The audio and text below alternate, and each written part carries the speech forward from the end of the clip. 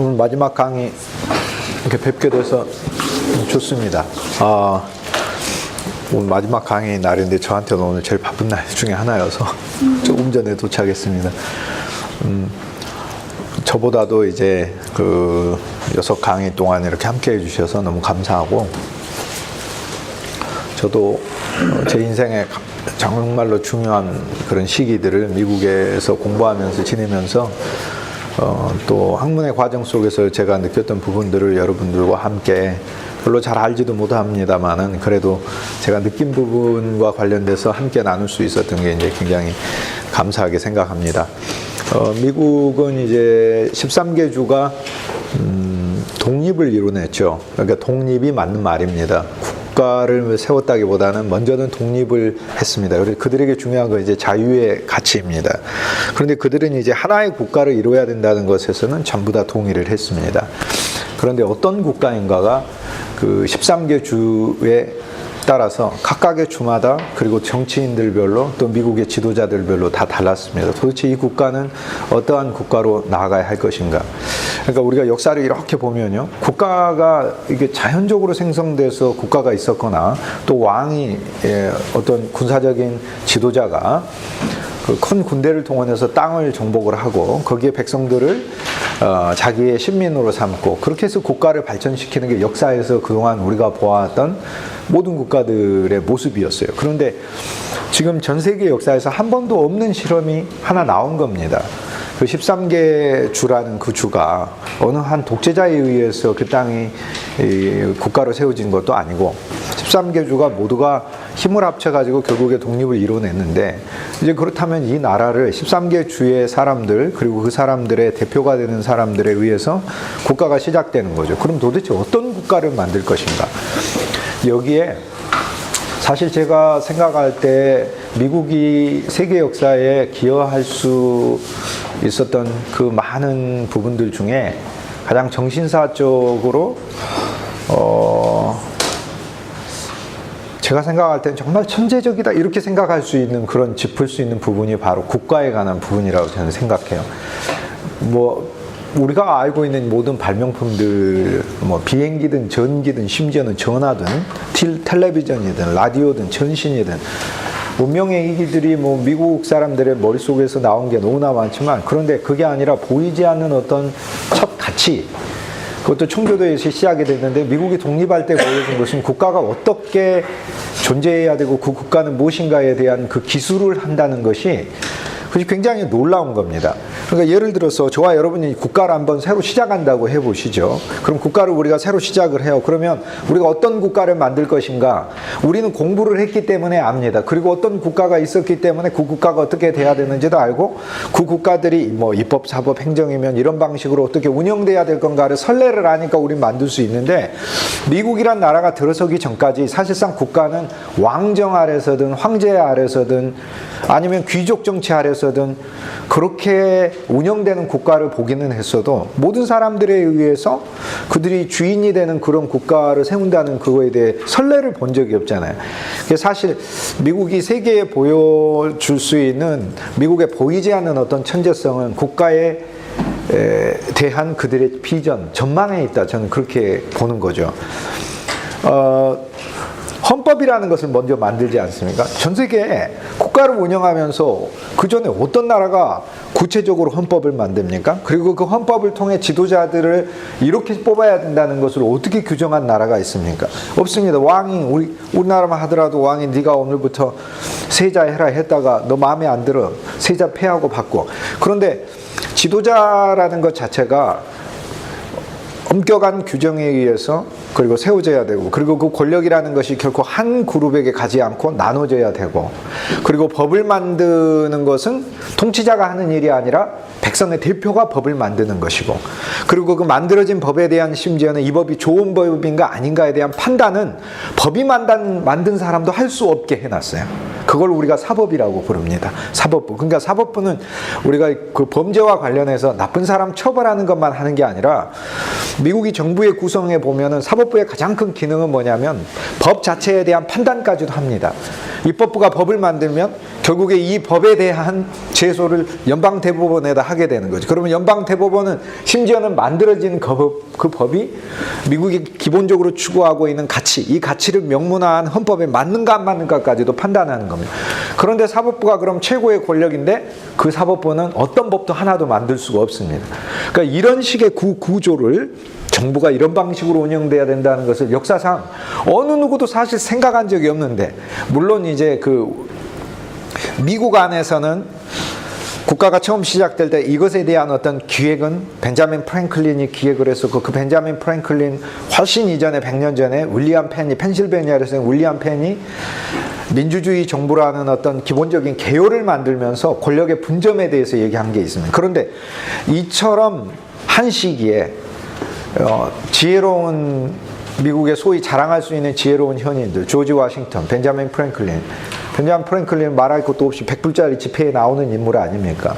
어렸을 때 9살에 제비 논문 쓰고, 우리가 알고 있는 일렉트릭이라는 그동안 한 번도 영어에 등장하지 않은 단어를 만든 사람이죠.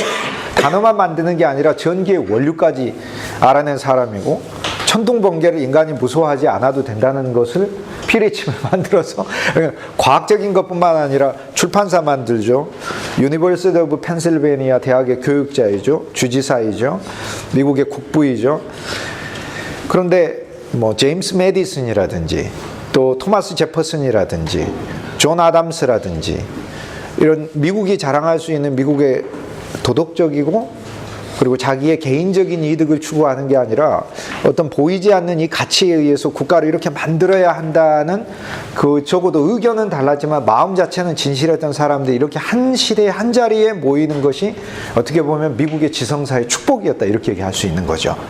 그러니까 우리가 어떤 일들을 할 때, 예를 들어서 이제 뭐 어떤 분들이 이제 회사를 운영할 때 어떤 시기에, 또 어떤 분들이 교회를 사역을 할 때, 또 어떤 시기에 나와 함께하는 사람들이 참으로 골고루 좋은 요소들을, 또 재능들을 갖춘 분들이 한꺼번에 나와 함께 그 시대에 같이 일을 한다면 그건 너무나 놀라운 거죠. 그런데 어떻게 보면 미국에 있어서 보이지 않는 지성사적인 어떤 그런 전성기가 바로 이때다, 이렇게 얘기할 수 있어요. 그런데 그때가 바로 미국의 국가가 건설될 때라는 거죠. 그러니까 미국의 국가가 건설될 때 이 지혜로운 현인들이 한 자리에 한 시대에 같이 있었다는 것은 어떻게 보면 미국에 있어서는 크나큰 행운이 아닌가, 이렇게 얘기할 수 있습니다. 어쨌거나 미국은 이제 독립을 영국으로부터 이루어냈고, 그리고는 국가를 세우겠다는 거 마음은 먹었는데 어떤 국가를 세워야 하는가에 대한 의견만 갈라졌던 거죠. 이제 어떤 국가에 대한 문제는 이제 잠시 후에 제가 얘기하도록 하고, 미국이 1776년에 독립을 선언하고 6년 동안 전투를 벌여서 조지 워싱턴이 장군이 돼서, 지난 시간에 모든 문제는 프랑스에서 시작했고 모든 문제는 프랑스 때문에 끝났다 그랬죠. 그게 프랑스가 영국과의 그 캐나다 지역에 있는 지역을 놓고 영국과 전투를 벌이면서 미국 땅에서 전투가 일어났는데 영국의 군대가 와가지고 프랑스와 싸우면서 13개 주한테 그렇게 얘기했잖아요. 왜 우리가 13개 주에 있는 영국민이긴 하지만 영국의 군대가 와서 프랑스하고 싸우고 13개 주에서는 왜 군인이 안 나오느냐. 영국의 군대 또 장군들이, 정치인들이 컴플레인을 하자 13개 주에서 자원군을 받았지 않습니까? 민병대도 조직해서 참여하게 하고, 그 13개 주에게 전투 경험을 갖게 한 거죠. 영국은 아마 상상도 못했을 것입니다. 그로부터 10년이 지나서 그 부대에 참여했던 그 병사들이 영국을 상대로 싸우게 될 거라는 상상도 못했고, 그리고 프랑스와 싸웠던 그 13개 주의 군인들이, 동마 지도자 조지 워싱턴 같은 그런 인물들 오히려 프랑스의 도움을 받아서 이제 영국과 싸우게 될 것도 역사에서 한 번도 예상하지 못했던 거죠. 어쨌거나 6년의 그 리더십을 통해, 뛰어난 리더십, 그리고 그의 불굴의 의지, 그리고 하나님을 믿는 그의 굳건한 신앙, 그리고 명백한 운명과 계약을 맺었던 그들의 마음들, 워싱턴뿐만 아니라 함께 따랐던 그 13교주의 많은 사람들, 우리는 운명이라는 거죠. 운명, 국가로 또 새로운 자유의 민족이 돼야 될 어떤 운명이라는 그걸 믿었던 거죠. 이제 결국에는 이제 이게 국가로 만들어졌을 때 프랑스가 군대까지 보내서 이제 항구에서 영국의 그 보충 병력이 오지 못하도록 막고, 물론 유럽 본토에서 싸웠다면 영국이 이기겠죠. 그러나 먼 곳에 가서 싸워야 한다는 일은 영국도 프랑스도 참 힘든 일입니다. 그리고 그걸 위해 또 막대한 돈을 들여야 되고 하기 때문에, 또 그뿐만이 아니라 제가 지난 시간에 지도를 보여드렸지만 13개 주 그 광대한 땅을 영국이 쉽사리 내줄 수 있었던 것은 그거 말고도 위에 어마어마한 영국의 땅이 또 있었기 때문에, 캐나다라고 불리우는 미국 사이즈만한 땅들이 또 영국의 땅으로 있었기 때문에 13개 주의 독립을 허락할 수 있었죠. 1783년도에 결국에 프랑스 파리에 와가지고 이제 서명을 하게 되죠. 국가의 성립을 하게 됐다. 제가 지난 시간 말씀드렸습니다. 서명을 할 때 재밌는 거는 이제 미국의 이제 대표자들, 벤자민 프랭클린을 위시해서 대표자들이 그곳에 갑니다. 가는데 영국에서도 오죠. 근데 우리식으로 하면은 이제 국가의 정식이 이제 시작이고, 그것에 대해서 영국이 합법적으로 보증하는 조약이기 때문에, 파리 조약이니까 서로 이제 좋은 분위기 속에서 얘기도 하고 그래야 되죠. 그런데 영국의 대표단들은 들어오자마자 테이블에서 서류 꺼내라, 사인하고 가겠다는 거예요. 그 우리식으로 하면은 이제 뭐 좋지 않은 거래가 있을 때, 그러나 할 수 없이 해야 될 때 가가지고, 예를 들어 복덕방에서 할 때 집주인이 안 맞는 가격에 어쩔 수 없이 울며 겨자며 그렇게 계약할 때 쳐다보지도 않고 빨리 계약서 꺼내서 내가 사인하고 갈 테니까, 이거하고 똑같은 거예요. 계약서 빨리 꺼내라. 이미 이제 문화는 이제 다 그 전에 사전 협의가 돼서 마련을 해서 내놓습니다. 그러나 영국의 대표단들은 자리에 앉지도 않고 그냥 서명하고 바로 가버립니다. 식사도 같이 하지 않습니다. 그 자리에서 미국의 대표단들은 다리 꼬고 이렇게 앉아 있었고요. 그게 이제 유명한 그 장면을 가지고 그림으로서 당시에 이제 신문의 사파로서 이제 그 분위기를 전해주기도 합니다. 근데 문제는 그게 프랑스 파리에서 일어났죠. 1783년. 이 사건은 전 세계에 굉장히 큰 사건이에요. 이거는 이제 사실 미국사하고는 관련이 없고 이제 세계사로 이제 뻗어나가서 우리가 봐야 될 이야기인데, 프랑스 국민들은 굉장히 놀랍니다. 왜요? 13개 주가 세계 최강국인 영국을 상대로 전쟁에서 이긴 거예요. 그리고 자유와 독립을 이뤄낸 겁니다. 그리고 국가까지 만들어냈어요. 그리고 이것이 유럽의 빅뉴스가 됐습니다. 당시 1783년도에 루이 16세 밑에서 엄청난 학정에 시달리는 프랑스 사람들은 미국의 독립과 미국의 투쟁과 혁명이 그들의 마음에 불씨를 던진 거예요, 이게. 자, 그렇다면 이제 프랑스 내에서 6년 뒤에 무슨 사건이 일어나냐면 그 유명한 프랑스 대혁명이 일어납니다. 그러니까 프랑스 땅에서 조약을 맺고 새로운 나라가 그들의 민병대 투쟁에 의해서 들어섰다는 얘기는 전 유럽의 사람들에게 혁명의 불씨를 막 일으키는 거죠. 근데 이제 거기에 이제 프랑스에 또 하나 이제 위대한 점이 있는 거죠. 그 혁명의 불씨가 프랑스 사람들의 마음속에 새겨졌을 때, 이제 동의는 뭡니까? 너무 배고팠습니다. 그런데 미국은 영국을 상대로 국가를 이뤄냈고, 프랑스인들은 국가를 만든 게 아니고 왕을 상대로 해서 혁명 정부를 만들어낸 것이죠. 그 이후로 이제 프랑스에서는 결국에 그 혼란스러운 상황에서 영국과 이제 전투를 곳곳에, 세계 곳곳에서 벌였으니까 신대륙에서는 프랑스가 패배했죠. 그런데 아프리카 대륙을 놓고 영국과 또 미지의 세계 아프리카 대륙을 놓고 누가 이 대륙을 차지하느냐라고 영국과 또 전쟁을, 국지적인 전투를 아프리카 대륙에서 벌이고 있었는데, 프랑스 출신의 장군 나폴레옹이 영국을 이긴 거예요.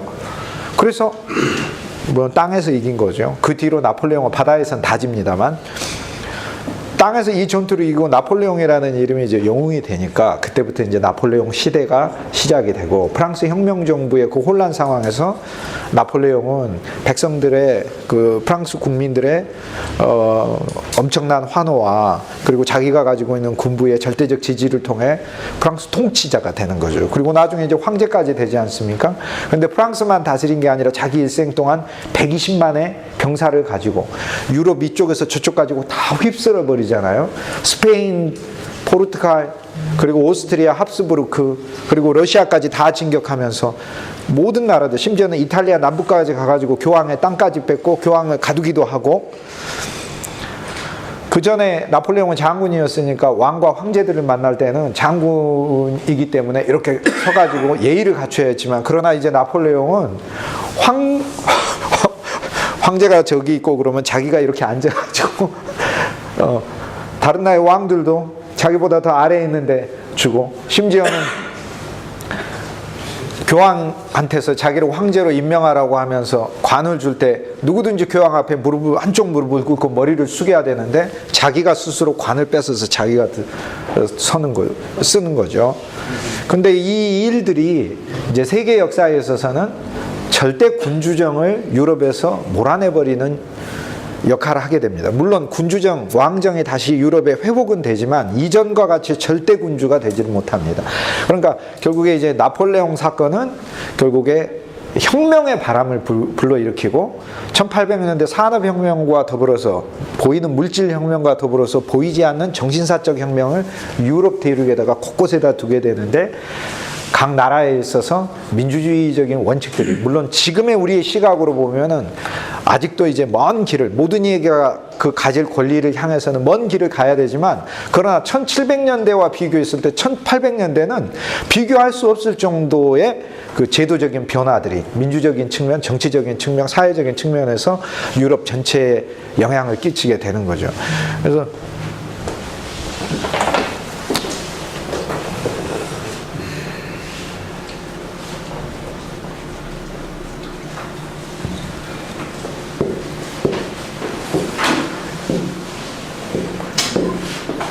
나폴레옹 오스만 투르크까지 약화시킵니다. 오스만 투르크가 빠지니까 여기 있는 발칸반도는 권력 공백 상태가 되는 거죠. 그렇다면 이 발칸반도의 이 지역은 결국 나폴레옹은 퇴장했지만 혁명의 바람은 계속 일어나는 겁니다. 그래서 혁명의 바람이 발칸반도에 일어나면서 발칸반도도 독립하게 되는 거죠. 제일 먼저 그리스 독립하죠. 마케도니아, 알바니아, 오늘날 우리가 크로아티아라고 부르는 그 지역도 독립하죠. 세르비아죠. 원래는 이제 세르비아가 크게 독립을 하게 되죠. 그 다음 루마니아, 불가리아 다 독립하게 되는 거죠. 스페인을 무너뜨렸더니 이 남미 제국이 있잖아요.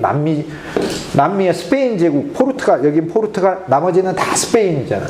스페인과 포르투갈을 나폴레옹이 무너뜨린 혁명의 바람은 남미까지 상륙을 해서 남미에도 국가가 서게 됩니다. 자, 그러면 이제 다시 이제 그 부분은 이제 세계 역사와 관련된 거니까 제가 이 부분은 더 디벨롭 하지는 않겠지만 다시 되돌아가 보겠습니다. 1784년 프랑스 대혁명이 일어나기 6년 전에 영국이 항복하고 미국에다가 국가를 승인해주고 그 조약이 프랑스 땅에서 일어나면서 전 세계에는 이처럼 빅뉴스가 없는 겁니다. 한 나라의 출현이 그 나라 국민들의 투쟁과 그 피 흘리는 싸움에 의해서 나왔다는 사실은 전 세계에 혁명의 바람을 불어일으키고 이것이 오늘날 우리가 부르는 세계를 구성하는 동인이 되는 겁니다. 그러니까 미국의 독립전쟁은 단순히 미국이라는 나라만 낸 게 아니고요. 이거는 도미노 현상처럼 계속해서 연쇄적으로 전 세계에 엄청난 변화를 가져오게 되는 거죠. 다만 이제 차이는 남미는 United States of America가 아니고 Divided States of America가 돼버리죠. 남미의 독립운동가들은 북미처럼 혁명의 바람이 불었을 때 똑같이 United States of South America를 만들고 싶었어요. 만약 그게 만들어졌으면 저 위는 USA가 아니고 USNA가 되고 저 아래쪽은 이름이 USSA가 되겠죠. 그런데 위에는 아래는 안 만들어졌으니까 United States of America고 밑에는 United States of America가 아니라 Divided States of America가 돼서 나라가 다 쪼개졌죠. 칠레, 페루, 아르헨티나, 브라질, 콜롬비아, 에콰도르, 멕시코, 그 각각의 독립운동을 했던 지도자들이 하나의 나라를 구성하려고 노력했지만 안 됐어요. 이제 역사에서는 이제 이런 걸 가지고 이제 중요한 과제로 가끔 논의하기도 합니다. 왜 북미는 USA고 남미는 DSA, Divided States of America인가? 근데 한마디로 이야기하면 북미는 거듭난 체험이 있습니다. 근데 남미는 없습니다. 무슨 얘기냐면 남미는 스페인 지배를 받으면서도 한거하기는 했지만 거듭나지 않고 한거였어요. 근데 북미는 조금 틀려요.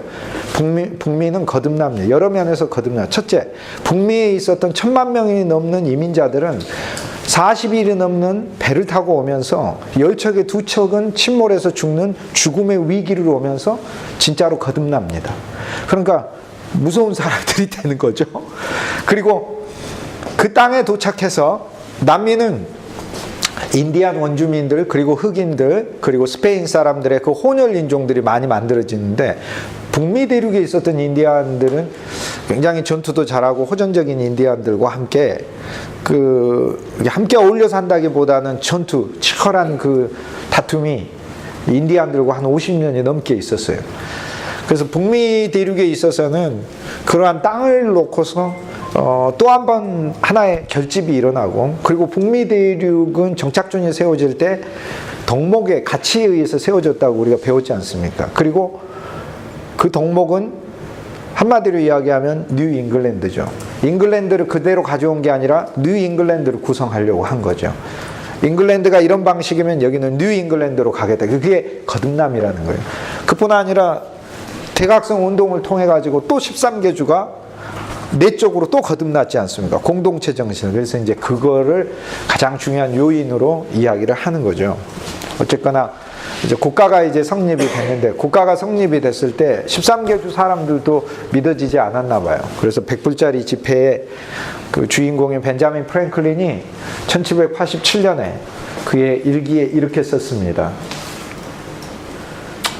사람들에게 이제 자기가 이제 자신의 나라에 대한 그 연설에 대해서 자기 일기에다 기록하는데, I lived so. 여러분, 자기가 연설한 걸 일기에 쓴 거죠. 벤자민 프랭클린의 연설 내용이죠. I lived so. 선생님들, I lived a long time. 나는 오랫동안 살았습니다. 이때가 81세 정도 돼요. 벤자민 프랭클린이 1701년에 태어납니다. 존 웨슬리보다 2살 먼저 태어납니다. 1703년에 존 웨슬리가 태어나니까.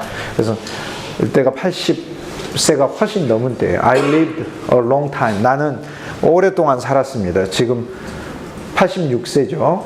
And the longer I live, the longer I live. 내가 더 오래 살면서, 내가 오랫동안 살고 내가 오래 더 살면, 우리 식으로 하면 제가 나이가 많은 노인입니다. 근데 나이가 더 들어가면서 the more convincing proof, 더 확실한 증거를 나는 보게 되는데, I see of this truth, 다음과 같은 진리를 더 확실하게 보게 됩니다.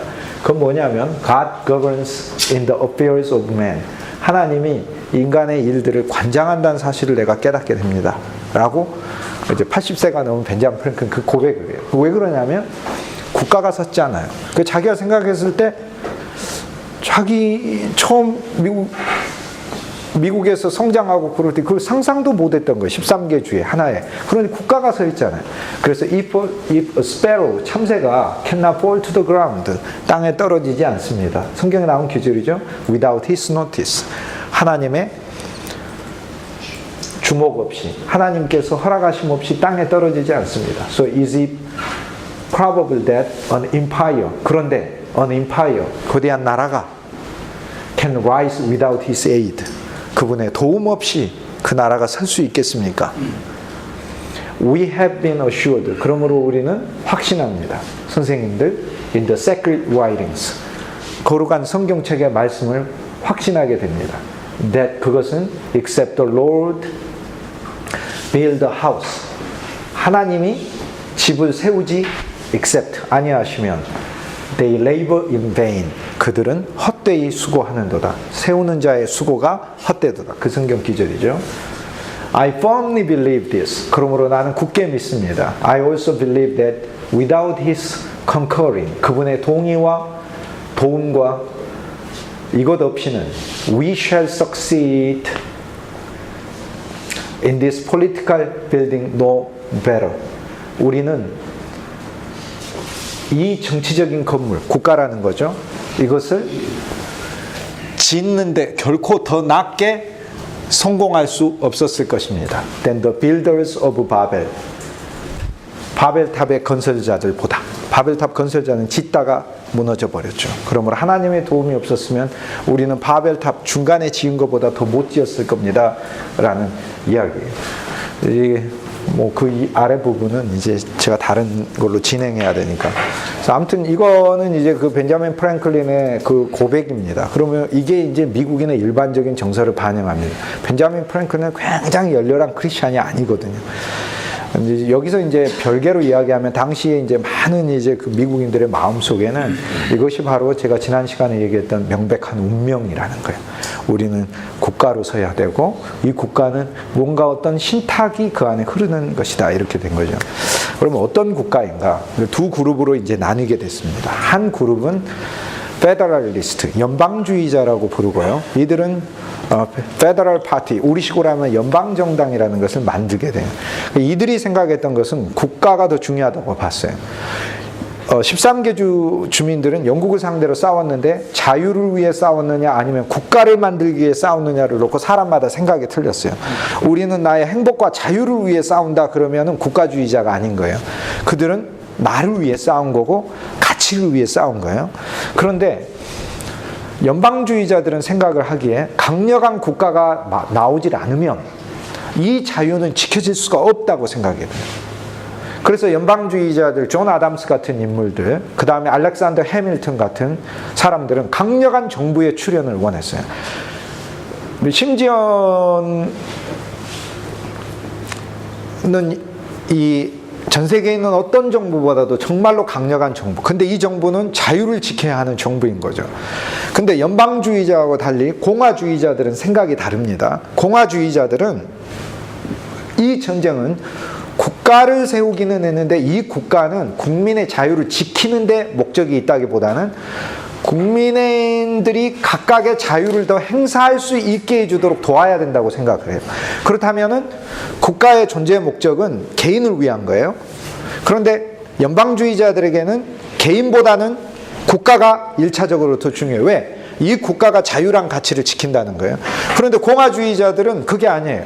우리가 싸운 것은 우리의 자유를 위한 것입니다. 그러므로 13개 주가 연방주의자들도 그 안에 있고 공화주의자들도 그 안에 있는데 13개 주 각각 안에 연방주의자들은 우리 13개 주는 우리 주의 독립적인 정책을 추구하기보다 하나가 돼야 된다.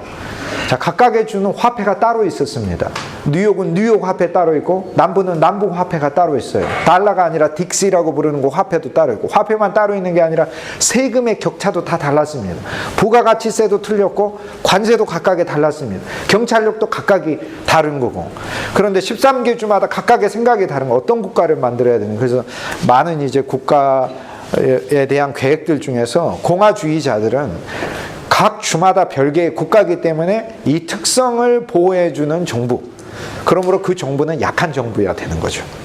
그런데 연방주의자들은 각각의 개별주들의 권한이 강해지게 되면 이것은 나중에 분열을 일으키게 된다고 생각을 해서 정부가 강력해야 된다고 보는 거죠. 결국에는 이 두 가지 개념이 하나로 만나게 되는 것이 미국의 헌법입니다.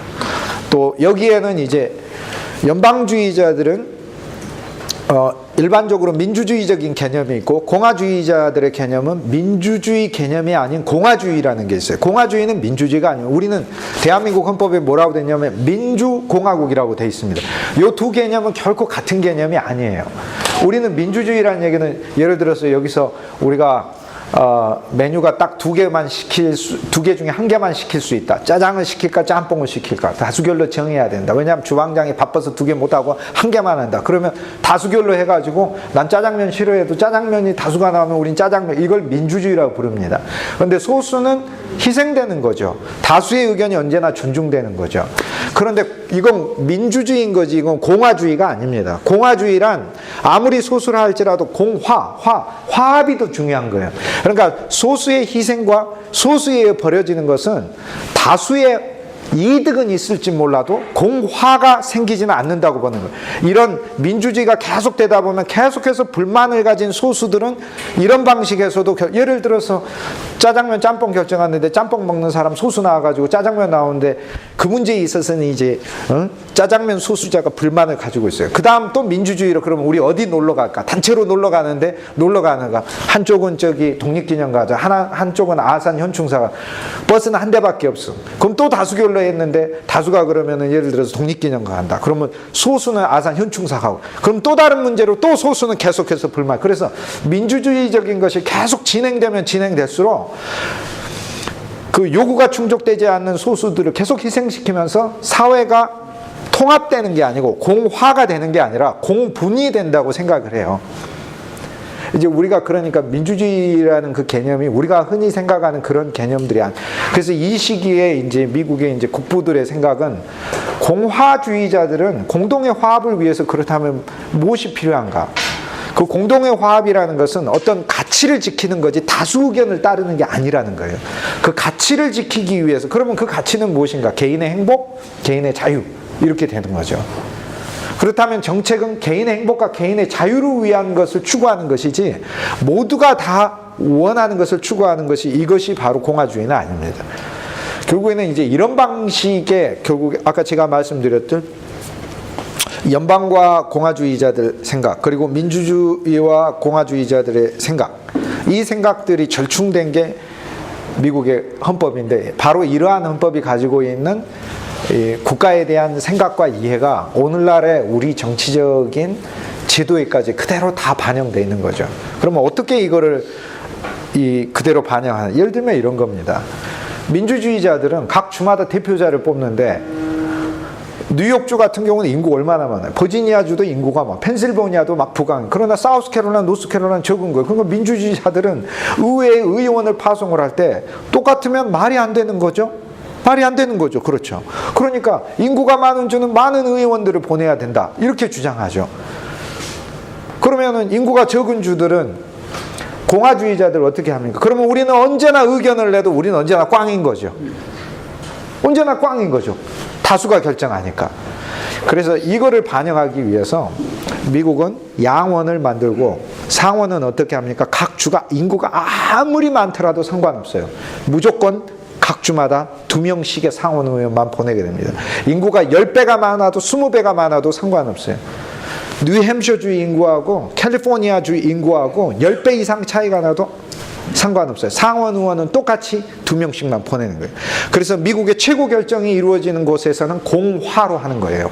공화로. 공동의 화합을 위해서. 아무리 수가 작은 주라 하더라도 이것을 대표해서 보낼 수는 있어요. 그런데 그러면 민주주의 정신을 포기하게 되면은 어떻게 되는 거예요? 그러면은 다수의 인구가 있는 곳은 도대체 무엇을 하란 말인가? 그러므로 결국 양원제에서 하원이라는 것을 만들어서 이 하원은 민주주의, 쉽게 얘기해서 다수에 의해서 인원이 보내지게 되니까 하원은 인구 비례로 해서 인구가 많은 뉴욕주나 캘리포니아주나 뭐 이런 주들은 막 40명, 50명씩 오게 되는 것이죠. 그러면 권한은 어떻게 하냐? 권한도 나눠놨습니다. 하원이 법을 만드는데 상원이 통과시키지 않으면 법이 안 되게 돼 있고요. 상원은 하원이 법을 만들지 않으면은 또 그 법에 대해서 추인을 못하게 해놨습니다. 그러니까 공화하고 민주를 지켜내는 이러한 방식의 국가 운영까지 헌법에다가 담아놨다 그 얘기예요. 그러니까 제가 드리는 이 부분에서 저는 개인적으로 국가가 들어설 때 이 사람들의 철학과 생각이 참으로 깊었다. 참으로 깊었다. 앞으로 시작될 많은 이제 그 혁명에 의해서 들어서게 된 수많은 국가들, 발칸반도 200년 전에는 오로지 한 국가밖에 없었어요. 오늘날 우리가 크로아티아, 알바니아, 세르비아, 마케도니아, 그리스, 불가리아, 루마니아, 몬테네그로, 헤르체고비나 이렇게 많은 나라들이 있는 이 지역에 200년 전에 한 나라밖에 없어서 오스만 투르크. 그런데 혁명의 바람이 미국에서, 프랑스에서, 그리고 곳곳에서 나라에서 불고 남미에서 불고 발칸에서 불게 되었을 때 이제 국가를 어떻게 성립할 것인가? 그 모델이 뭐가 되겠습니까? 그 모델이 바로 미국의 국가 성립의 모델이 되는 거죠.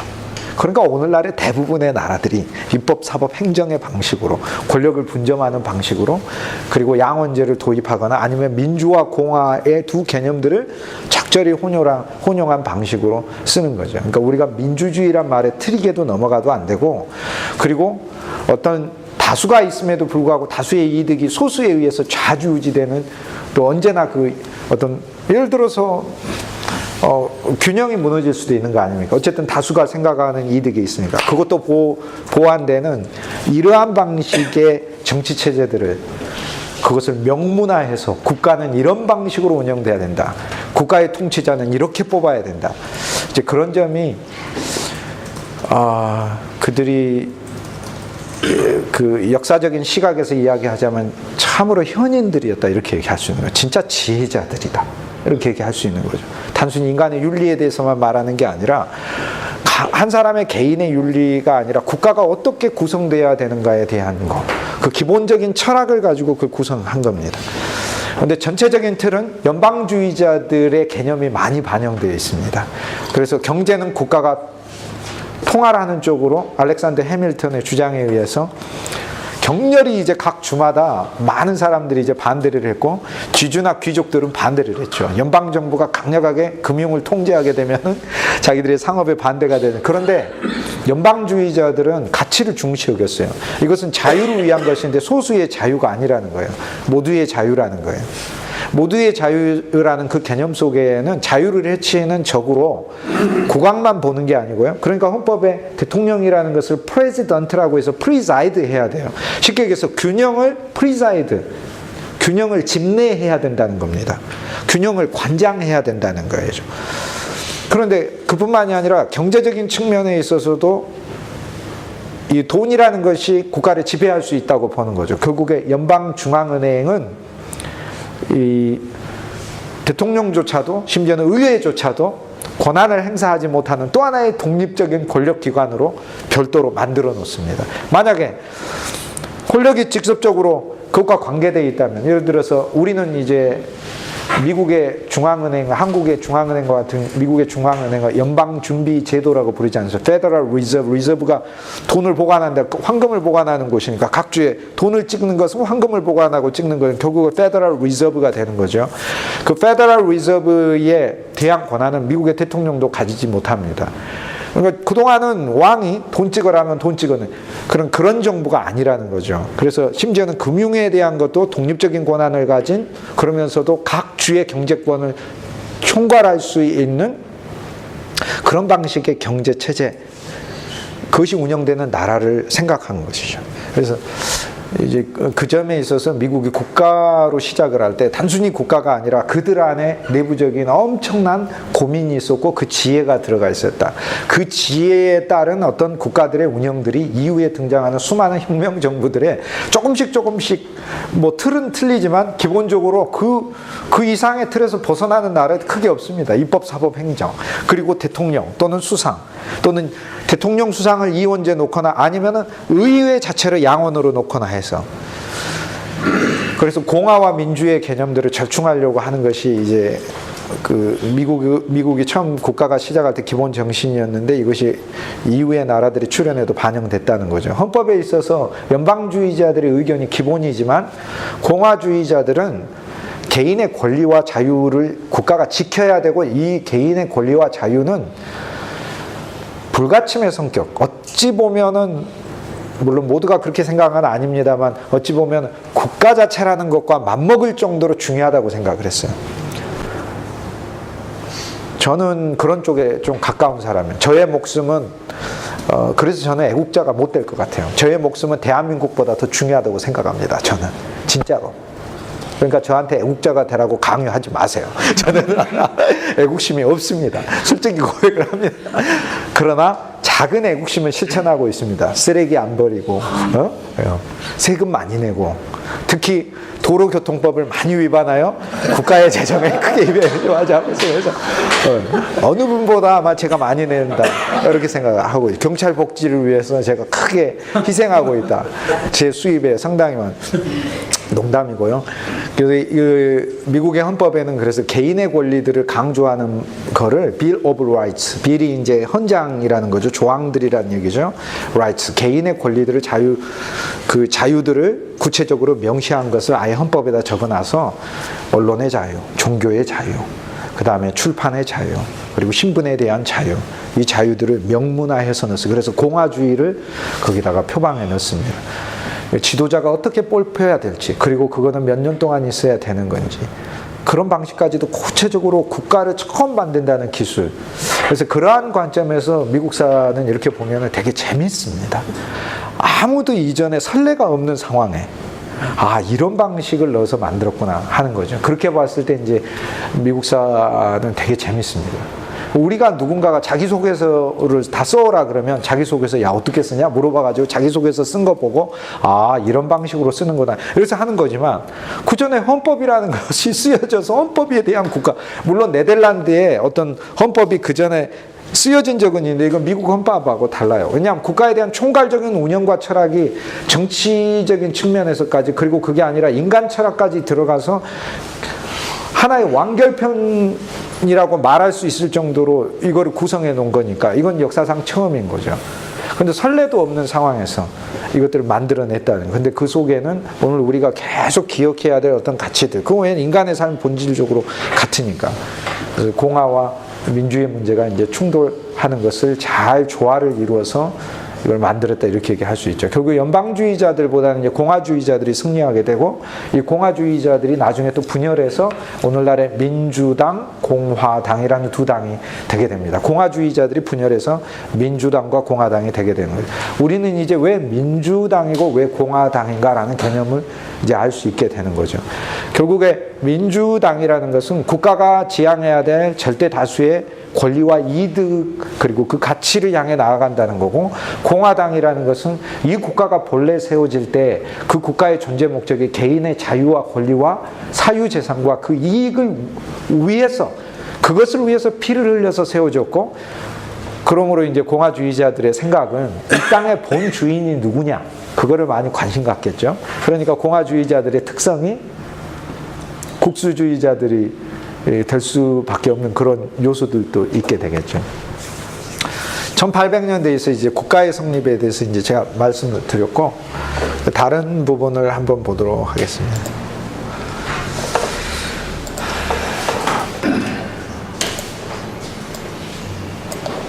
미국의 여기 산맥이, 아팔라치아 산맥이 여기가 있고 로키 산맥이 이쪽에 있지 않습니까? 그래서 이 광활한 초지, 인공위성으로 보면 얼마나 광활한 초지입니까? 이곳을 지나서 1차 서부 그리고 2차 서부 미국의 확장이 1800년대에 일어나게 됩니다. 미국의 이제 확장에 대해서 지난 시간에 제가 명백한 운명과 관련해서 여러분에 말씀드렸는데, 아팔라치아 산맥을 건너서 이 지역을 나폴레옹으로부터 원래 스페인 땅인데 스페인이 나폴레옹에 무너지니까 프랑스 소유가 되는 거죠. 도장 찍어 해가지고 미국 땅을 강제로 프랑스가 소유하게 되고, 그 기회를 놓치지 않고 미국의 세 번째 대통령, 세 번째가 아니라 3대 대통령 토마스 제퍼슨이 프랑스에 제안을 해서 우리가 미국이 구입을 하겠다. 원래는 이제 작은 부분만 구입을 하려고 했는데 나폴레옹이 다 사라고 그랬어요. 근데 미국이 사버립니다. 나폴레옹이 땅을 또 정복하면 되니까 그런 거죠. 이게 120만 군대를 가지고 프랑스 젊은이들 가지고 전장터에서 거의 다 죽이게 만들고, 그러면서 자기 시대는 막 멋지게 살았죠. 이쪽에서 러시아까지 다 정복하고 살았으니까. 그런데 세계사에 이제 그런 면에서 이제 굉장히 큰 영향을 끼친 사람이죠. 긍정적인 게 아니라 그냥 영향을 많이 끼친 사람. 그러니까 미국의 1차 확장, 그리고 미국의 2차 확장은 오레곤 지역, 그리고 캘리포니아 지역, 그리고 남부에 있는 텍사스 지역입니다. 여기까지는 스페인이 지배를 하고 있다가 멕시코의 혁명의 바람이 불어서 멕시코가 국가로 서니까 멕시코가 자기 땅이라고 주장하고 있었고, 2위는 오레곤 지역, 오늘날의 밴쿠버가 여기 있습니다. 밴쿠버라 부르는 이 캐나다 땅까지 영국 거였습니다. 그래서 영국이 주장하고 있었는데, 미국은 루이지애나를 구입한 다음에 텍사스에 있어서는 미국민들이 여기 가서 많이 살았어요. 많이 살았는데 이 지역 안에서 멕시코 사람들에 비해서 미국민들이 차별을 받게 되고, 또 이 지역에 사는 미국인들은 멕시코에 편입되기를 바랬던 거죠. 근데 바로 이 시기에 텍사스 주민들은 멕시코로부터 스스로 독립하려고 하는 거죠. 그래서 바로 이 지역에서 이제 뭐 전투가 벌어지고, 세뮤얼 휴스턴이라고 하는 텍사스에 있는 유명한 이제 지도자가, 텍사스의 수도가 그러니까 휴스턴이죠. 휴스턴 제일 큰 도시가 그 이름을 따서, 세뮤얼 휴스턴의 이름을 따서 이 멕시코를 상대로 독립전쟁을 해서 이기고 미국의 후원을 받아 나중에는 이제 미국의 1845년에 주로 편입이 되게 됩니다. 그리고 이 지역의 이제 캘리포니아 지역은 멕시코하고 전쟁을 벌여서 미국이 또 이제 이 지역을 합병하게 됩니다. 1848년도에 이쪽에서 금광이 대량으로 발견이 됐어요. 금광이. 그래서 농부가 그쪽에 가서 살다가 밭을 갈아야 되니까 땅을 막 갈았습니다. 그래서 막 팠어요. 팠는데 돌멩이가 있었으니 돌을 깨야 되죠. 돌을 딱 깼는데 그 돌 사이에 금맥이 이렇게 흐르는 거예요. 근데 아주 얇게 흐르니까 그거 깨가지고 금 만들기에는 인건비도 안 나오고 그럴 것 같아. 그런데 뭐를 하면 됩니까? 금맥을 찾아서 파면 되는 거죠. 그래서 그 주위를 사방을 한번 파면 요게 어떻게 흐르는지 이제 보이는 거죠. 이쪽 파서 없으면 앞쪽 파서 없으면 이쪽을 파보면 이게 이렇게 흐르는 걸 알면 그거를 몇 메다씩 계속 앞으로 가다 보면 어느 날 뭐 며칠간 파다 보면 땅 밑에서 이렇게 큰 규모의 금맥이 나오는 거죠. 이제 이거를 소위 황금을 발견하는 건데, 이 금맥이 강 해변에 이렇게 흐르게 되면 강에 가가지고 강물에 의해서 부서졌으니까 계속 그걸 파가지고 이렇게 해가지고 금가루들, 금조각들 걸러내는 거죠. 이걸 사금이라고 부르죠. 그런데 사금보다는 이렇게 금맥을 찾아가지고 금 캐는 그러한 그 골드러시, 황금을 찾고자 하는 것이 이게 캘리포니아 지역에 많은 그 이민들의 기본적인 그들의 목적이었습니다. 그래서 1848년도 황금의 땅으로 캘리포니아가 알려지고 미국이 1차 서부로 확장하고 그 다음에 2차 서부 확장했는데 동부에서부터 여기까지 있는 사람들이 더 이쪽으로 밀려오게 됩니다. 이때 한꺼번에 그동안은 뭐 몇백 명씩 왔다가 10만 명이 넘는 사람들이 엄청나게 온 해가 1849년이어가지고 이걸로 49 아닙니까? 이거를 49ers라고 부르는 거죠. 49ers. 49년도 사람들. 그러니까 꼭 49년도에 안 와도 캘리포니아에 왔는데 뭐하러 왔느냐? 황금 찾으러 왔는 49ers 이렇게 부릅니다. 그러니까 그 얘기는 이 49ers는 이 이후로 서부 개척민들을 가리키는 이 소위 대용어가 되는 거죠. 네, 실은 우리가 이 49ers는 이미 어렸을 때부터 알고 있었어요. 클레멘타인 노래 있지 않습니까? 넓고 넓은 바닷가에 오막살이 집 한 채, 고기 잡는 아버지와 철 모르는 딸 있네. 그거죠. 근데 그 영어로 하면은 inner cabin은 동굴에서 황금맥 찾아서 inner canyon, 은 그랜드 캐년 할 때 캐년입니다. 계곡에서 inner canyon, excavating for mine이죠. excavating 발굴하는 for a mine. 내 황금, 내 몫을 찾으려고 하는 광부가 있네. 그죠? dwell to a miner, 광부가 살고 있네. 49er. 그 노래가 그렇게 돼 있어요. 49년도에 온 사람, 쉽게 얘기해서 금 찾는 사람이라는 얘기죠. 그리고 그 노래 넓고 넓은 바닷가 영어로 할 때 여러분 그거 되게 배웠을 텐데 그걸 부르는 거 아실 텐데 Inner cabin, inner canyon, excavating for a mine, jewel to a miner, 49er 이렇게 돼 있어요. 네.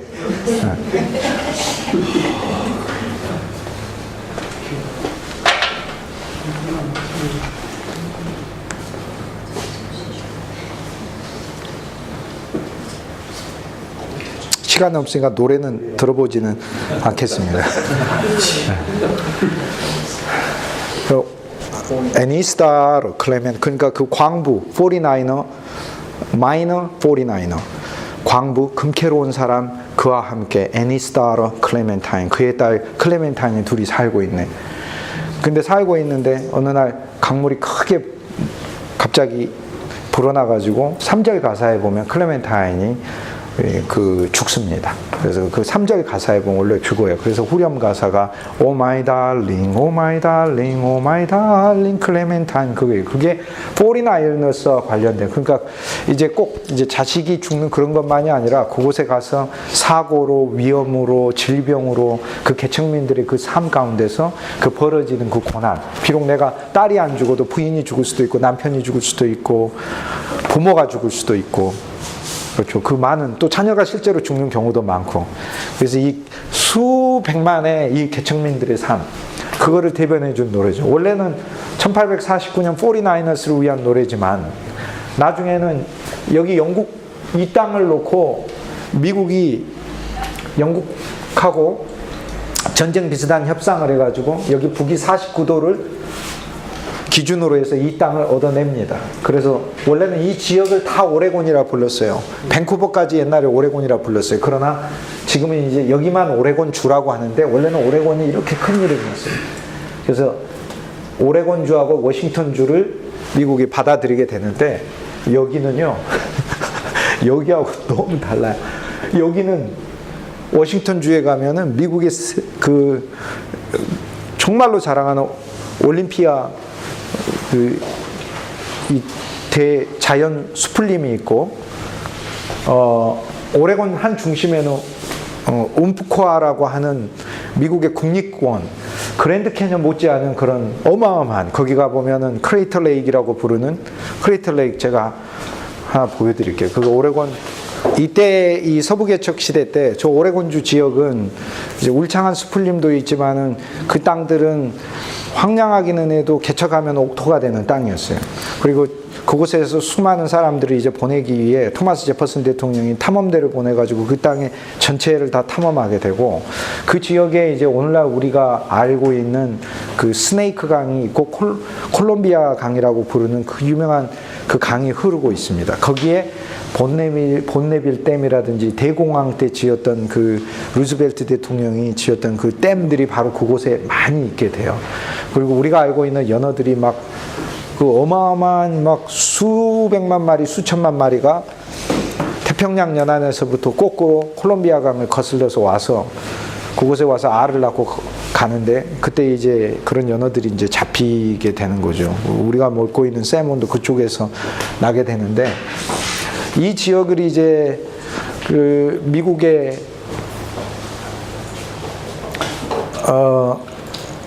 정부가 개발하고 이걸 주로 만들기 위해서 수많은 사람들을 그곳에 보냅니다. 그런데 동부에서부터 갈 때 3,000km가 넘는 길을 걸어가요. 꼬불꼬불하니까 실은 더 많이 걸려요. 근데 말 타고 못 갑니다. 자기 짐들을 다 가지고 가고 그곳에 가서 경작을 해야 되잖아요. 그러니까 말보다 소를 가지고 갑니다. 그러니까 소가 걷는 그 걸음으로 3,000km를 걸어가 가지고 이미지 죄송해요. 인터넷이 안 돼서 그런 거죠? 네, 됐어요 그러면. 지금 먹어요. 그렇게 그 긴 거리들을 걸어가면서 가다가 한 달이 넘게 걸리는 그 여정에서 쓰러져 죽는 사람들도 있고 이거를 이제 오레곤 트레일이라고 부릅니다. 그래서 트레일이란 마차길을 말하는데 우리가 뭐 서부 영화 볼 때 마차를 타고 이리 하는 그런 게 아니고요. 소를 앞에 내세우고 걸어가는 길이니까 이거는 또 놀라운 거죠. 그 동부에서 살던 사람들이 이제 자식을 낳고 그들이 새롭게 자기 인생을 꾸밀 수 있게 하기 위해 서부로 헤아릴 수 없는 수백만 명의 이주가 또 시작이 되는 거죠. 그래서 미국에 처음 올 때도 그랬지만 태평양을 건넜지만 미국 안에서 또 건너게 되는 겁니다. 그런데 이런 체험들이 새롭게 태어나게 되는 거죠. 그런데 그 과정에 있어서 아무도 없는 거 오레곤 지역에 가면은 보통 한 100에이커 이상의 땅을 그냥 거저 얻다시피 주거든요. 주정부가 그곳에 오면 그곳에서 왜 인구가 막 와야 되니까 근데 손해 아니야? 아니죠. 손해가 절대 아니죠. 그 땅을 개간을 해서 농작물을 해가지고 판매하고 그러면 세금을 내고 그러지 않습니까? 집 지으면 또 세금을 내고 그러니까 그 땅 그냥 줍니다. 지금은 안 그래요. 지금 그러면은 그런데 지금 그렇게 준다고 하더라도 우리가 그렇게 살 수 있을까 모르겠습니다. 우리가 그렇게 정말 살 수 있을까 모르겠습니다. 네.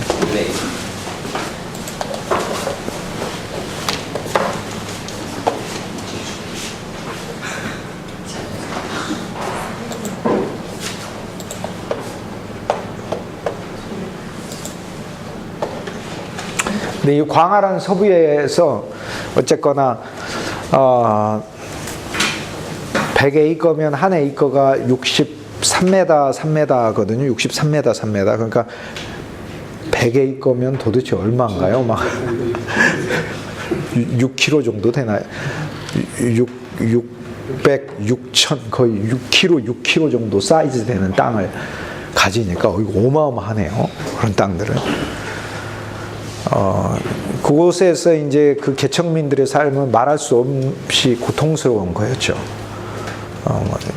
이제 그 노래가 미국의 이제 개척기에 가장 그들의 삶을 알려주는 노래인 거죠. 그 여관에 들어가 있고. 그런데 수많은 사람들이 가서 먼저 주 정부, 경찰도 들어서기 전에 이제 불악이 먼저 서게 되고, 그 불악이 들어설 때 그 불악에 있어서 각 마을마다 이들은 자기 부모들은 신실한 크리스찬들입니다. 자기 부모들은 1차 대각성 운동에서 전부 다 조나단 에드워즈나 아니면 조지 위필드의 설교를 들은 사람들이 절대 다수입니다. 그들의 자녀들도 어렸을 때 자라나면서 신앙을 갖고 자라나게 되는 거죠. 그래서 이 서부 개척기에 이 광활한 황량한 서부에 정말로 말 그대로 그 수천 명의 복음 전도자들이 가서 기독교 미국을 또 건설하게 됩니다. 그래서 그 부분에 있어서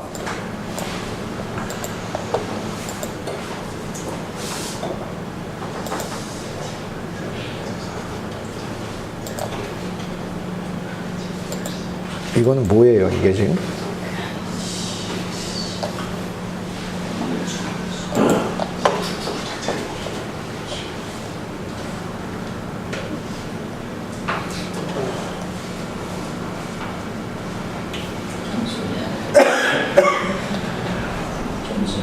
근데 이 오레곤에 가면 오레곤 아래쪽에 크레이터 레이크라고 이 분화구가 있습니다. 백두산 천지 같은 사이즈로 이게 차로 이 주위를 도는 데만 2시간 이상 걸리는데요. 세계적인 절경입니다. 저기 이쪽 부분에 이렇게 가보면 이쪽이 아니고 요 반대편 이쪽쯤 가보면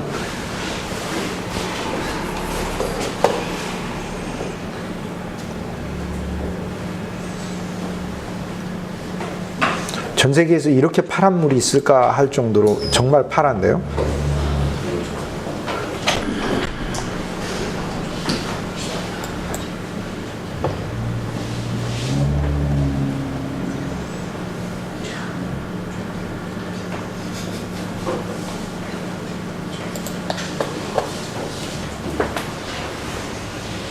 이쪽에 반대쪽에 가보면 미국의 문호 마크 트웨인이 거기에 와서 한 말이 이렇게 딱 비석으로 써져 있어요. 나는 이곳에 와서 비로소 여행을 그만둬도 된다는 생각이 들었다. 이렇게 혹시 저기 가서 보면 앞으로는 여행 안 가도 되겠다라는 생각이 그 말이 이제 적어져 있는데요. 조금 더 이제 강의를 제가 스피디하게 진행을 해야 될 것 같습니다. 이 과정에서 기독교 미국의 이상을 서부에다가 그대로 더 진행해 놓는 사람들이 생겨납니다. 이들을 바로 순회하는 전도자들이라고 불러요. 그러니까 각 마을들은 사실 흩어져 있어요. 각 주마다 주정부가 들어서는 게 아니라 인구가 서서 먼저는 내가 개인이 가죠. 그러면 친구들이 알지도 못한 사람들 와서 서로 이제 마을과 땅을 읽어가지고 서로 친구가 되죠. 그 주민이 많이 모이게 되면 마을 의회를 만들죠. 마을이 많이 모이게 되면 이제 커지면 타운이 구성되고, 인구가 더 많아지면 시리가 되게 되고, 시리가 여러 개가 되고 20만 명 이상의 어떤 인구가 돼서 기준이 있으면 매 해마다 기준이 있는데, 예를 들어 25만, 30만이다. 그럼 그 인구가 그 주에 차면은 주로서 우리를 독립시켜달라고 청원을 하게 되면, 그러면은 이제 주청사도 이제 국가에서 연방정부에서 지원을 해가지고 들어서게 되고, 경찰관들도 오게 되고, 그 전까지는 이제 주민들이 돈을 내가지고 보안관을 만들어서 지역 보안관이 이제 총 잘 쏘는 보안관이 악한 들어오면 막아내기도 하고 그러지만, 몇 명 사람 살지도 않고 그럴 때는 모든 것에 노출돼 있죠. 그리고 질병에도 노출돼 있고, 그리고 정말 어렵고 힘들죠. 그리고 주민과 주민을 연결시킬 수 있는 그 루트가 무슨 우편 시스템이 있는 것도 아니고 TV 통신이 있는 것도 아니고, 그러한 환경에 있어서 이 1000여 명이 넘는 순회 전도자들이 미국 중부하고 서부를 다 다니면서 기독교 미국 복음을 다 전해 놓습니다. 성경의 메시지들을 그들에게 전해놔요.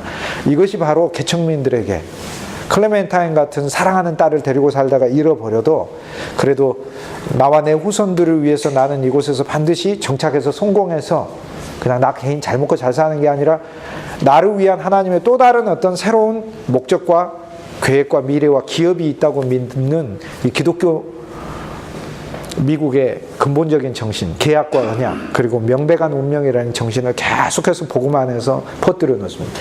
그리고 황금 찾아 떠나갖고 조금만 일이 생겨도 권총 뽑아서 결투하려고 그러고, 그리고 돈을 목적으로 떠난 이 많은 사람들을 새롭게 태어나게 하는, 정신적으로 신앙적으로 태어나게 하는 이 일들에 수천 명의 순회하는 전도자들이 전 미국에 흩어져서 새로운 미국을 구성을 했어요. 그래서 1800년대부터 1850년까지 이 미국 중부의 그리고 서부의 확장에 있어서 미국의 역사에서 바로 이 순회 전도자들 1000여 명을 미국 역사에서 길이 기억합니다. 왜냐하면 이들이 한 일은 복음을 전한 것 같은데 이들에 의해서 마을이 교회가 서게 되고, 예를 들어서 여기 믿는 사람, 여기 한 사람, 저쪽에 떨어져 있는 몇 킬로 떨어져 있는 한 사람, 또 가까이 몇백 미터 떨어진 사람, 한 열 몇 사람 모이면 열 몇 사람들이 교회를 구성하게 되고, 그곳에 한 50명 이상 모이게 되면은 그 교회당 안에 교사를 초빙하게 되고, 그래서 이것이 바로 미국을 구성하게 되고, 그들에 있어서 내적으로 술 마시고 그리고 또 부인이랑 싸우고 못된 짓 하고 그러다가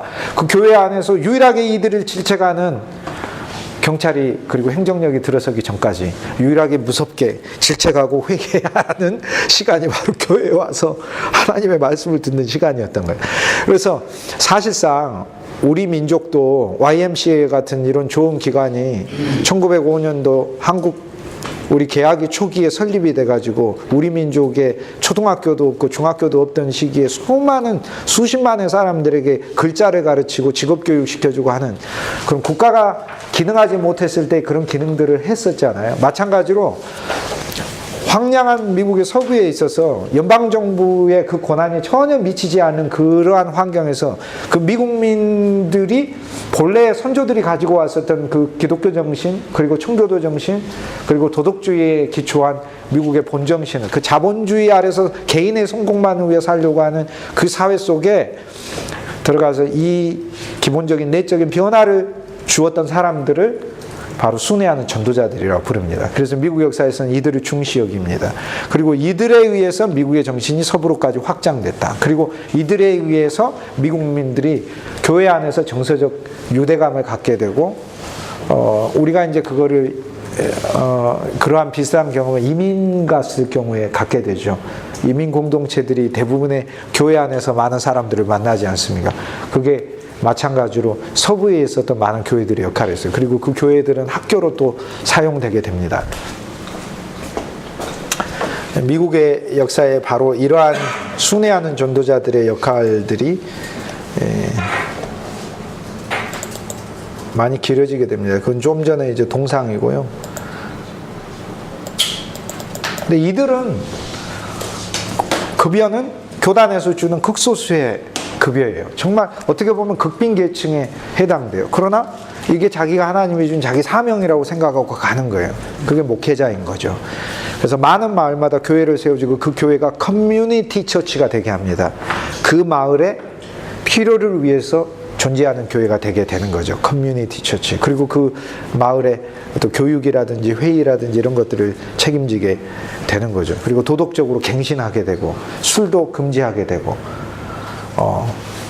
내적인 그 정신적인 어떤 그 수준을 높여주는 거죠. 이것은 바로 초기에 있었던 미국의 식민지 시대의 청교도 정신, 그리고 1차 대각성 운동의 조지 위필드의 사랑의 공동체 정신, 조나단 에드워즈의 새롭게 거듭남이라는 새로운 존재가 되어야 된다. 하나님 앞에 그런 형식적인 종교인이 아니라 이러한 요소들이 전부 다 통합이 되고, 그리고 그뿐만이 아니라 하나님을 사랑하는 어떤 열정으로 뭉친 요한 웨슬레의 그 후예들이 이 수천 명이 미국의 중부 서부를 다니면서 미국을 내적으로 또 바꾸게 됩니다. 이제 그러한 정신 아래서 미국이 새롭게 성장하게 되는 거죠. 그 교회들은 학교로도 많이 사용되게 되는데,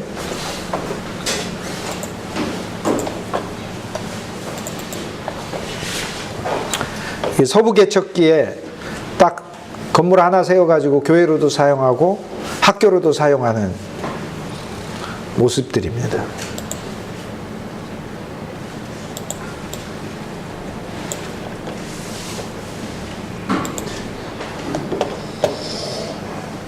여기 보면 별이 꽤 많이 있는 것을 보면, 여기 보면 별들이 꽤 많이 있죠. 여기 숫자 보면 여기 5, 6, 7, 8, 9, 10, 11, 12, 13.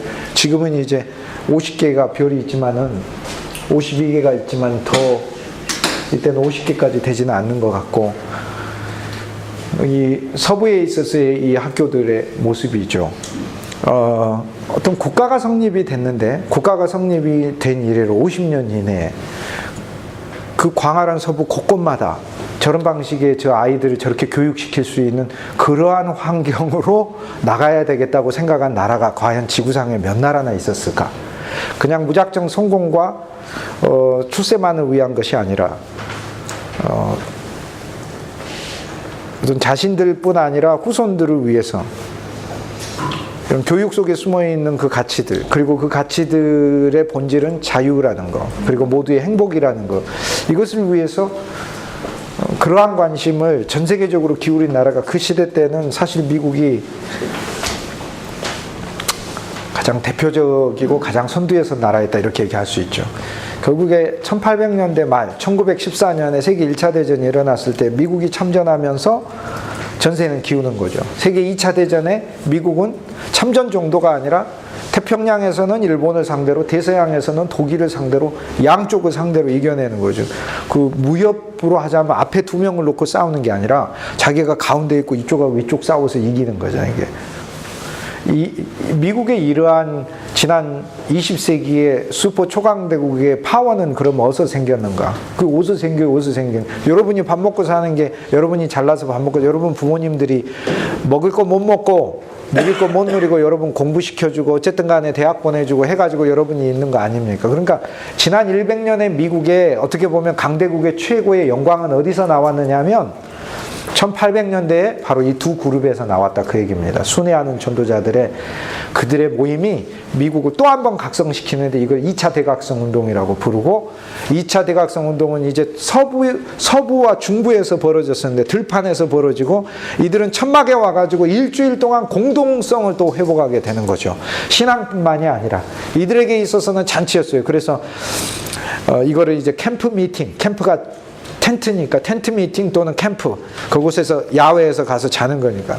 그래서 한 달 내내 일하다가 천막 미팅이 1년에 3번, 4번씩 어디 열린다 그러면 온 가족이 마차를 타고 2km, 3km, 5km씩 거기 모여드는데, 거기 수많은 사람들이 함께 모여서 정보도 교류하고 자기 운명과 미래를 위해서 기도도 하고, 그곳에서 새로운 자기 비전을 갖게 되는 거죠. 그리고 돌아와서는 각각의 지역에 세워진 그 교회들 안에 있는 학교들에서 자기 아이들, 서부에 있는 모든 아이들을 교육시키는 거죠.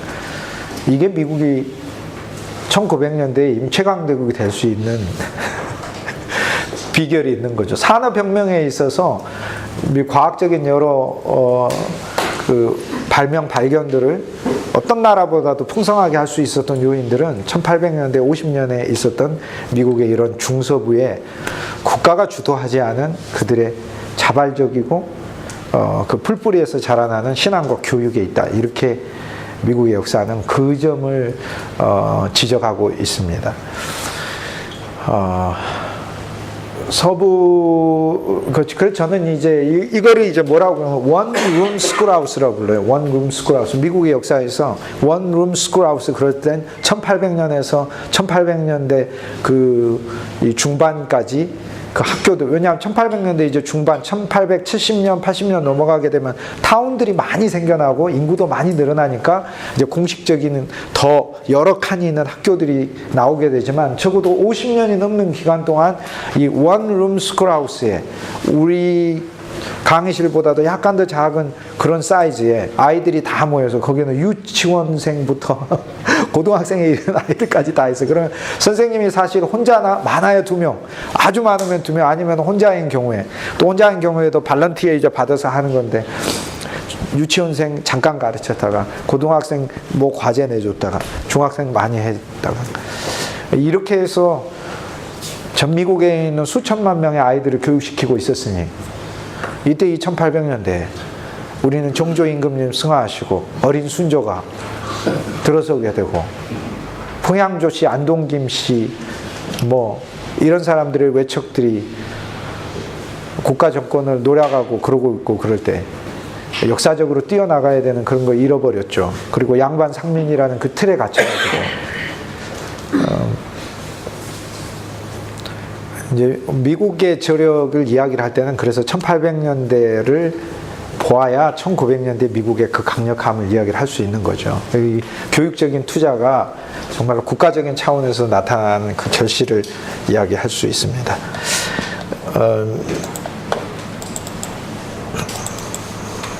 이제 마지막 부분 제가 한 10분만 이야기하고 마치도록 합니다. 그리고 여러분 얘기를 이제 좀 들으려고 하는데 흑인이죠.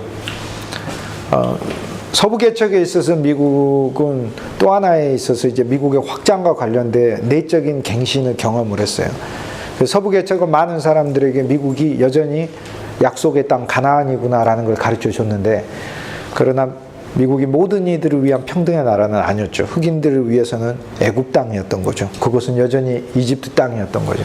그런데 미국은 당시에 주가 절반으로 나눠져 있었습니다. 여기 등짝에 있는 흑인의 채찍이 상징을 하듯 흑인들의 고난은 상상할 수가 없었는데, 당시 미국은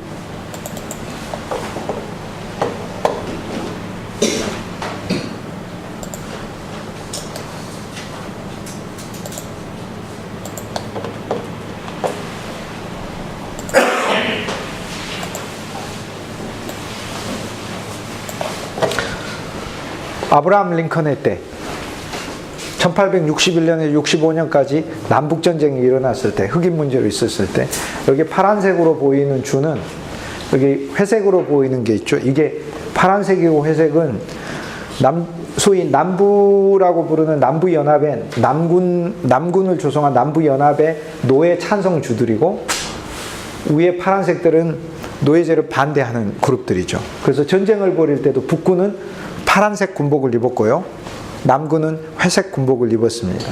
북군은 그랜트 장군이 사령관이고, 남부는 그 유명한 로버트 리라는 미국민에게 존경받는 장군이 사령관인 거죠.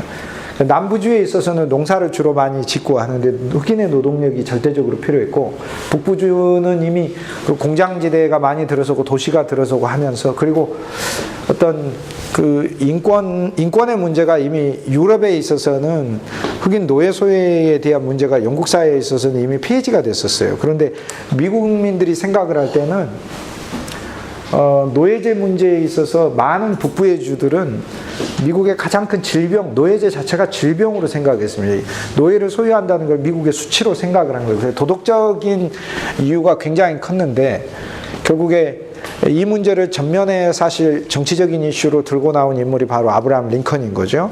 그 아브라함 링컨의 대통령 선거가 1861년에 있었을 때 아브라함 링컨은 노예제 폐지를 주장하고 있었는데, 당시 미국은 이렇게 됩니다. 이렇게 주가 하나씩 생기잖아요. 북부주들은요, 특히 매사추세츠 주 같은 경우는 청교도 정신이 강하기 때문에 노예제를 가지고 있는 국가라는 것 자체가 전 세계에 하나님의 징벌의 대상이 될 수 있다고 생각을 했어요. 축복은커녕. 그리고 수치인 거죠, 수치. 그러니까 노예제를 폐지를 해야 되는데, 그럼 폐지를 하면 어떻게 해야 되냐면, 헌법에다가 노예를 아예 소유할 수 없게끔 헌법을 바꿔 거기다가 넣어버리면 되는 거죠. 그런데 미국의 헌법을 개정하려면 주의 3분의 2 이상의 찬성이 있어야 돼요. 그런데 정확하게 1850년을 기준으로 노예제를 찬성하는 주가 15개, 반대하는 주가 15개예요. 그러면서 북부주들의 생각은 뭐냐면, 주가 하나씩 생겨날 때마다, 지금 파란색 보이시죠, 지금?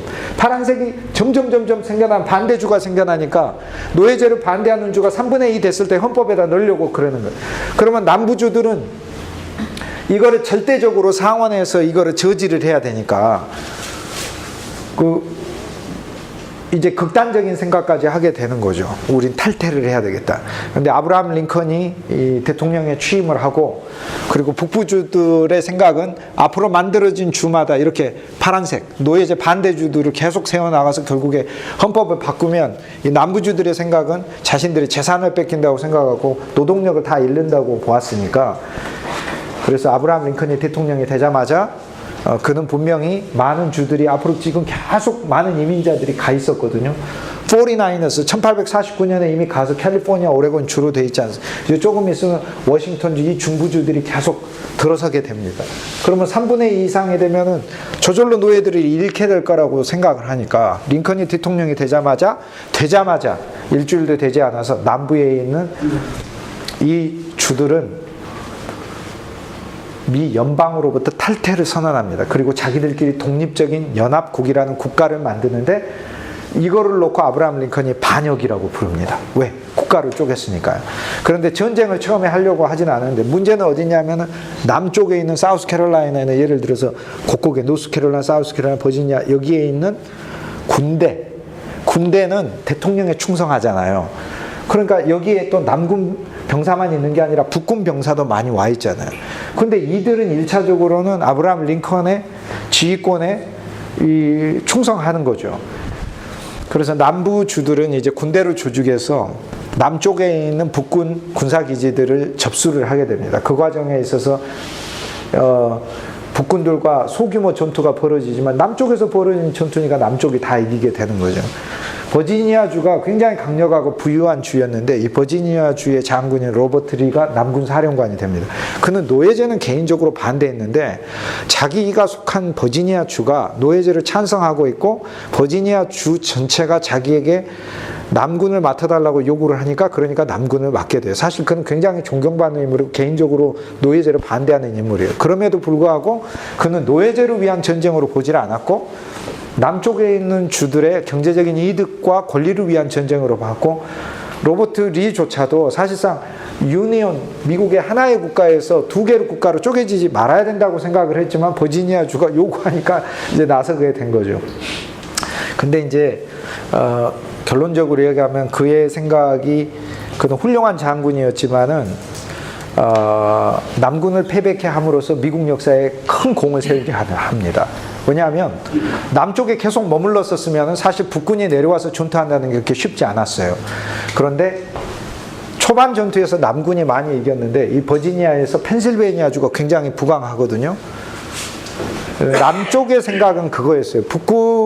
북군의 주력 부대를 공격을 해서 타격을 입히면은 장기전으로 벌어지면서 남쪽 연합의 국가가 즉 두 개의 국가 미국으로 갈 수 있다고 보았던 거죠. 그렇게 함으로써 노예제를 계속 지킬 수 있다고 보았는데 그 전투가 그 유명한 펜실베니아 주의 게티스버그 전투인 거예요. 그런데 이 버지니아에서 로버트 리 장군이 군대를 이끌고 일부러 북부 지역으로 올라가서 펜실베니아 게티스버그에서 북군을 상대로 전투를 벌이는데 한쪽은 재산을 지키는 전투, 또 한쪽은 가치를 지키는 전투다 이렇게 생각하고 북군은 내려왔죠. 이 게티스버그 전투에서 이 2만이 넘는 사상자가 나면서 그 나중에는 7만에 달하게 돼요. 전상자가. 이 전투에서 북군이 승리를 하게 됩니다. 이것이 바로 남북전쟁의 전환점이 되는 거죠. 그러면 오히려 로버트 리는 이 전쟁에서 패배하면서 그 이후로 북군이 계속해서 거꾸로 남진에서 내려오고 많은 주들이 이제 북군의 자원과 물자를 대게 되고요. 그리고 이 중부벨트가 이제 곡창지대가 많았는데 북군들이 식량들이 많았어요. 그리고 남쪽은 농장들이 이 식량보다는 담배라든지 무슨 면화라든지 이런 게 많았고 그 다음에 항구 자체로 이게 내려가는 배들이 북쪽에 와서 면화를 가지고 북쪽에 가서 공장에서 옷으로 만들어서 입는 거지 면화를 가지고 바로 옷 못 만드는 거예요. 그러니까 남부주는 물자 제한으로 있어서 장기전으로 갔을 경우 사실 집니다. 그럼에도 불구하고 펜실베니아 게티스버그 전투에서 로버트 리 장군이 패배해가지고 주력 부대에 큰 손실을 잃게 되고 이후로는 계속해서 연전연패를 당하다가 1년도 되지 않아서 게티스버그 1863년에 났으니까 1년 후에는 결국에 로버트 리 장군이 이제 항복하게 됩니다. 그리고는 하나의 미국으로 다시 이제 재편되게 되죠. 그때 이제 아브라함 링컨은 대통령으로서 이제 남군의 포로를 전부 다 풀어주고, 그 다음에 남군의 말이라든지 이런 게 다 압류를 했었는데, 농사를 짓는데 흑인 대신에 그들에게 말이 필요하니까 북군에 있는 말들까지도 주라고 얘기를 합니다. 그래서 많은 말들을 남군 병사들의 손에 의해서 주게 되는 거죠. 그 게티스버그라는 곳에 전사자들이 수만 구의 시신이 널브러져 있으니까 아예 그 게티스버그 전장터를 그곳을 묘지로 바꾸게 되는 거죠. 그래서 그 묘지로 헌정을 하면서 아브라함 링컨이 그곳에 서서 한 연설이 그 유명한 게티스버그 애드레스, 게티스버그 연설입니다. 그런데 원래 그 연설은 에디 에버렛이라고 하는 그 이름을 가진 에버렛 목사님이 매사추세츠주의 유명한 이제 흑인 인권을 위해서도 싸우는 아주 유명한 미국의 존경받는 정치인이고 목회자였었어요. 그 사람이 주 메인 스피커예요. 대통령이 아브라함 링컨이지만 아브라함 링컨의 연설은 3분. 그 사람은 2시간 동안 연설합니다. 그런데 이 아브라함 링컨의 3분의 연설을 세계사는 기억하게 돼요. 그리고 아브라함 링컨은 이 3분의 연설 안에서 이 연설에 자기의 연설을 주목하지 않고 여기 죽은 사람을 주목하게 될 거다 그랬는데 세계사는 죽은 사람을 주목하지 않고 아브라함 링컨의 연설을 주목하게 됩니다. 그 아이러니가 두 개가 일어나게 되는데요. 아브라함 링컨의 게티스버그 애드레스 연설을 한번 보도록 하겠습니다. 11월 19일 그 전장터를 묘지로 헌정하는 자리에서 four scores and 7 years ago, four score가 10이니까 four score 4 곱하기 12 428 4일은서 7 years ago 20년 score가 20이니까 87년 전에 our fathers brought forth 우리의 조상들은 이곳에 가져왔습니다. This continent, 이 대륙이 a new nation, 새로운 대륙을 가져왔습니다. Conceived in liberty, 자유 안에서 탄생한 나라입니다. And dedicated to the proposition, 이러한 전제를 위해 바쳐진 나라인데 어떤 나라냐면 All men are created equal. 이거 미국의 독립선언서에 나오는 거죠. 하나님에 의해서 모든 인간이 동일하게 창조됐다는 거죠. Now we are engaged in a great civil war. 우리는 내전에 휩싸여 있습니다. 그런데 testing, 우리는 시험받고 있습니다. 무엇을 시험받고 있냐면 that nation, 그 나라가 또는 any nation so conceived, so dedicated. 이전에 어떤 나라가도 품어본 적이 없고 바쳐진 적이 없는 그러한 과정을 위해 can long endure, 견딜 수 있는지 우리는 시험받고 있습니다. 즉 자유를 위해서 나라가 탄생됐는데 진짜 자유를 위해서 이 나라가 존속될 수 있는지를 시험받고 있다는 거죠. We are met, 우리는 만났습니다. On a great battlefield of that war. 이 전쟁의 큰 전쟁터 위에서 우리는 만났고 We have come to dedicate a portion of that field. 이 전장터의 일부를 우리는 오늘 봉헌하게 되어 있습니다. As a final resting place. 마지막 안식처로서 죽어간 병사들을 위해 안식처로서 봉헌하려고 우리는 여기 모였습니다. For those who here, 여기 죽은 자들, gave their lives, 그들의 목숨을 바친 자들, that nation might live. 이 나라가 존속할 수 있도록. It is altogether fitting. 그러므로 우리 모두는 합당한 것입니다. 그리고 적절한 것입니다. We should do this. 우리가 여기 모여서 이 일을 기념해야 되는 것은 당연한 것입니다. But 그러나 in a larger sense, 더 큰 의미에서 볼 때 we cannot dedicate. 우리가 이곳을 봉헌하는 게 아니고 we cannot consecrate. 우리가 이것을 거룩하게 하는 것이 아니고 we cannot hallow. 우리가 이곳을 신성하게 하는 것이 아니라 this ground, 이 땅을 신성하게 하는 게 아니라 the brave man, 용감한 사람들, living and dead, 지금 살아있어서 부상당하거나 또는 죽은 자들이 who struggled here, 이곳에서 투쟁했던 사람들이 그 사람들이 have consecrated it. 이 땅을 그들의 목숨으로 거룩하게 한 것입니다. Far above our poor power. 그것은 훨씬 우리의 빈곤한 능력보다도 더 뛰어난 것으로 뺄 것도 없고 더할 것도 없는 것입니다.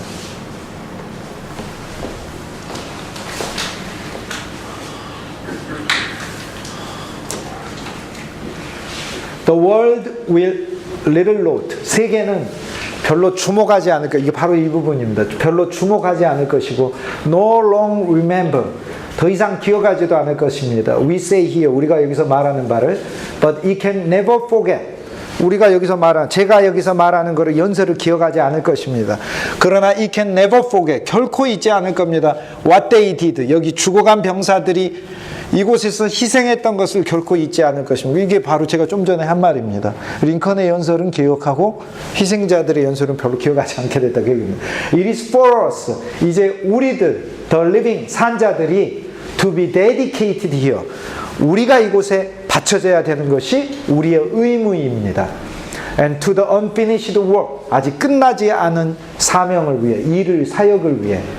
어떤 사역이냐면 they who fought here. 이곳에서 싸웠던 자들이 have thus far so nobly advanced. 너무도 고상하게 진행시켰던 끝나지 않은 일, 자유를 위한 것이죠. It is rather for us. 그러므로 오히려 우리들은 to be here dedicated. 우리들 자신이 이곳에 바쳐진다. 우리가 이 땅을 바치는 게 아니고 우리가 이들에게 이 과제에 우리가 the great task, 이 위대한 사명에 우리가 바쳐진다고 말할 수 있습니다. Remaining before us. 우리 앞에 남아있는 것. That 그것은 from this 이것으로부터 honored dead. 명예스럽게 죽은 자들로부터 we take 우리는 받습니다. Increased devotion 더 증가된 헌신을 to that cause 그 목적을 위해서 우리는 여기서 받게 됩니다. Which they gave the last 그들이 마침내 최후의 full measure of devotion 그들의 헌신의 전적인 마지막까지 다 주었던 그 목적을 위해 우리는 이곳에서 더 증가된, 더 확장된 헌신을 다짐하게 됩니다. That, 그러므로 we here highly resolve, 우리 모두는 여기서 굳게 결심합니다.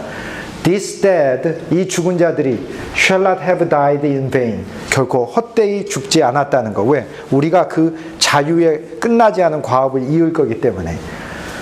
그리고 that, this nation, 이 사명, 이 국가는 under God, 하나님 아래서 shall have a new birth of freedom, 새로운 자유의 탄생을 갖게 되었고, that government of the people, 바로 그 사람들의 정부, by the people, 그 사람들에 의한 정부, and for the people, 그 사람들에 의한 정부는 shall not perish from the earth, 지구에서 사라지지 않을 겁니다.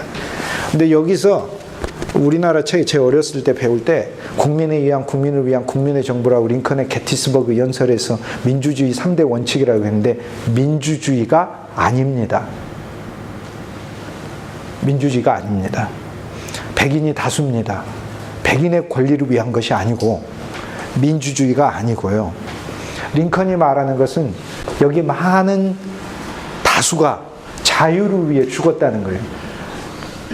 이 나라가 하나님 아래서 새로운 자유의 탄생을 했고 자유의 탄생을 위해 많은 이가 희생했고 이 희생을 위해 자기를 바치는 자들의 나라, 이 희생을 위해, 이 자유를 위해 자기를 바친 자들의 그 국민들에 의해서 존속되는 나라, 그 자유를 위해 희생한 사람들을 위한 나라가 지구상에서 사라지지 않을 것입니다 라고 연설한 거예요. 그냥 국민이 주인들, 민주주의 3대 원칙을 말해. 이게 아브라함 링컨의 게티스버그 연설 핵심입니다. 링컨은 그 이후로 이제 대통령 재선에 한번 당선이 재취임하고, 남북전쟁 승리하고 나서 일주일 되지 않아서 이제 세상을 떠나게 되죠. 존 윌키스 부스에서 극장에서 암살당하게 되죠. 그가 암살당하고 나서 존 윌키스 부스의 동기가 밝혀졌습니다. 그의 일기장에 적어졌어요. 이 나라는 백인의 나라다. 이렇게 존 윌키스 부스의 일기에 적어져 있었어요. 아브라함 링컨이 재선 취임 연설을 이렇게 연설했습니다. 미국이 쌓은 부는 축복이 아닙니다. 왜냐하면 우리가 무고한 이들의 피를 흘리게 하면서 얻은 돈이기 때문에 그렇습니다. 하나님은 우리가 피 흘리게 한 자들의 바로 그 희생을 우리의 땀과 피를 통해서 다시 한 방울도 남김없이 다 갚는 날까지 이 나라를 향한 하나님의 징계의 채찍은 멈추지 않을 것입니다. 이 전쟁은 흑인의 자유를 위한 전쟁이 아니고 아무런 힘이 없는 민족을 노예로 삼아 이득을 취하려고 하는 인간의 끊기 힘든 이기심이라는 죄와의 전쟁입니다. 이게 링컨의 재선 취임 연설 핵심 내용입니다.